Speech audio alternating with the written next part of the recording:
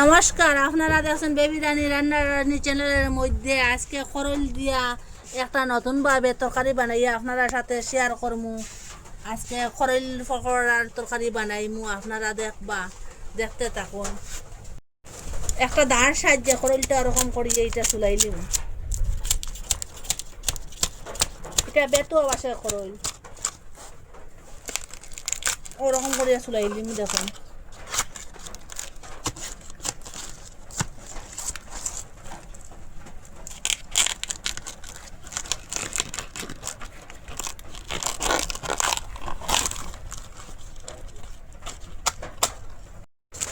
ওরকম করে পুরা করলটা চুলাই লিছি। দেখুন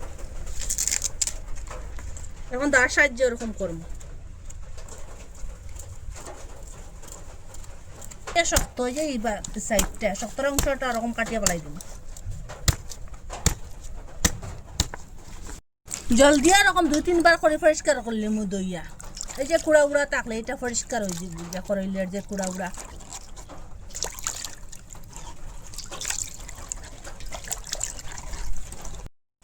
একটা গ্রেটার লইছি আর একটা তাল লইছি। গ্রেট করিলি ওরকম করিয়া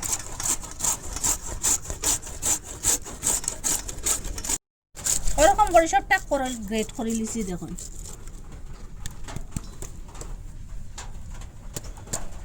একটু লবণ দিয়া দিন। এখানে হাত দিয়ে ভালো করে ম্যাশ করে লবণটা সাইডের দিকে লাগবে। ওরকম করবো হাতটার সাহায্যে লবণটা। হাতের সাহায্যে এরকম ম্যাশ করার পরে একটু একটু হাতের মধ্যে লইয়া এরকম এটার জলটা ফেলাই দিন। দেখুন ওরকম হাতের সাহায্যে সবগুলো সিফিয়া রসটা বাগড়ছে, কতটা জল বাড়িছে দেখুন। এখন পেঁয়াজ রসুনটা ছোটো করে কাটিলিম। রসুনটা প্রথমে কাটিলিম ওরকম ছোটো ছোটো করে কাটিম। রসুন পেঁয়াজ ওরকম করে ছোটো ছোটো করে কাটলিম। দেখুন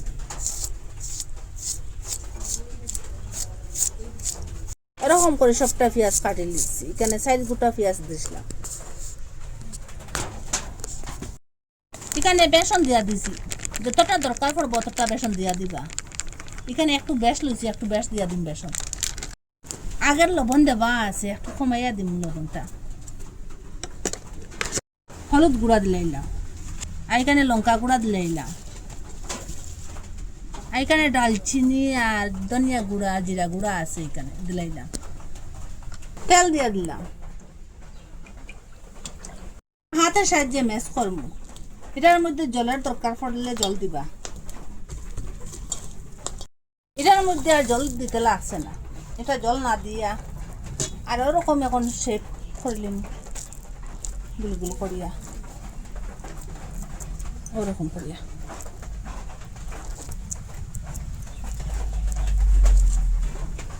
তেলটা গরম হয়ে গেছে, ওরকম করে দিলে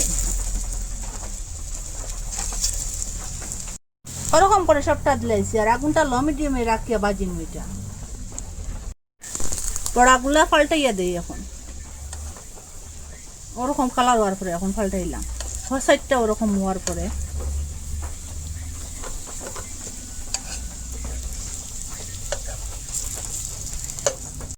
পাল্টাইয়া ওরকম করিয়া হয়ে গেছে 2 সাইডটা। এখন ওইটা উঠাইলিম একটা গামলার মধ্যে।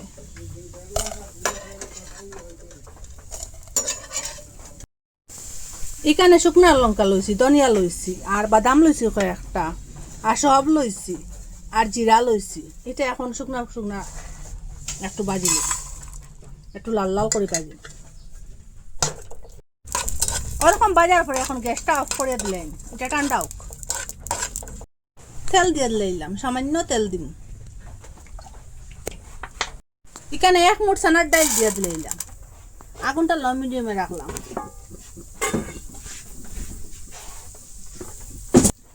এখানে টমেটো কাটিয়ে রাখলাম, আর পেঁয়াজ আর আদা আর রসুন। এটা এখন দিলাম চানার মধ্যে। এইটা একটু বাজি না, হালকা বাজি না। আর 2টা পাত্তা কারি পাত্তা দিলাম, 2টা।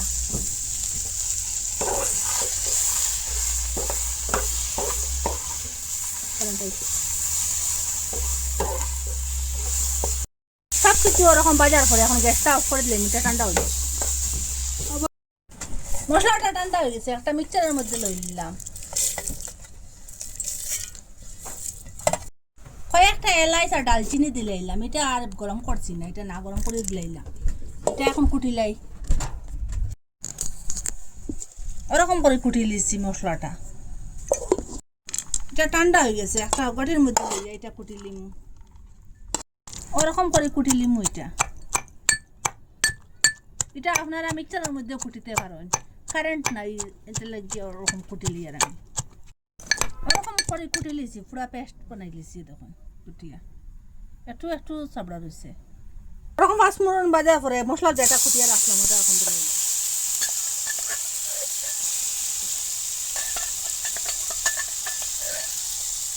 গুঁড়া দিলাম আর মরিচ গুঁড়া দিলাম, আগের মরিচ দেওয়া আছে। মশলা কুটিয়ে রাখলাম, এখান থেকে আর 2 চামচ দিলাম মশলা।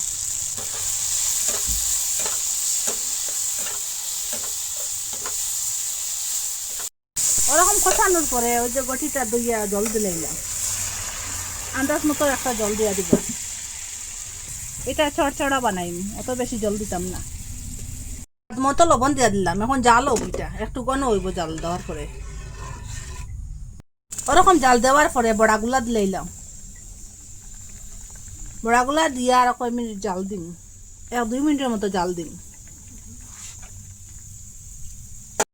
এখানে ধনিয়া গুঁড়া আর জিরা গুঁড়া আছে, 1/2 চামচ দিলাম। আর 1 চামচ ঘি দিলাম, নিরামিষ তরকারির মধ্যে ঘি দিলে স্বাদটা বাড়ে, খাইতে খুব স্বাদ লাগে। ওরকম জাল দেওয়ার পরে একটু ঘন হইয়া আসছে, এখন গ্যাসটা অফ করে দিলে এটা একটু ঠান্ডা হোক। আপনারা তো কত কিছু তরকারি বানাইয়া খাইছেন, একদিন ওরকম করল থাকতে থাকতে করল দিয়ে তরকারি বানাইয়া ওরকম করে খাইবা, এত স্বাদ কি বলবো। করলটা বছরের মধ্যে একবারও পাওয়া যায়, 4.5 বছর তো পাওয়া যায় না, 2-3 মাস করলটা পাওয়া যায়। আর এটা হেলদি, আর ওরকম খাইলে কোনো তরকারি লাগতো না, তরকারি সব কিছু এক সাইডে দিয়ে রাখি আর ওরকম করল দিয়ে তরকারিটা খাইবা। ওরকম করলের পকোড়া দিয়ে তরকারি বানাইছি, আপনারা মিস করবা না, করল থাকতে থাকতে বানাইয়া খাইবা। আর কীরকম লাগছে কমেন্টের মধ্যে নিশ্চয় জানাইবা। আর ভালো লাগলে লাইক কমেন্ট শেয়ার সাবস্ক্রাইব করবার। আজকের ভিডিও এখানে শেষ, নতুন একটা ভিডিও লিয়ে ফিরে আসবো বন্ধুরা। দেখুন কীরকম হয়েছে।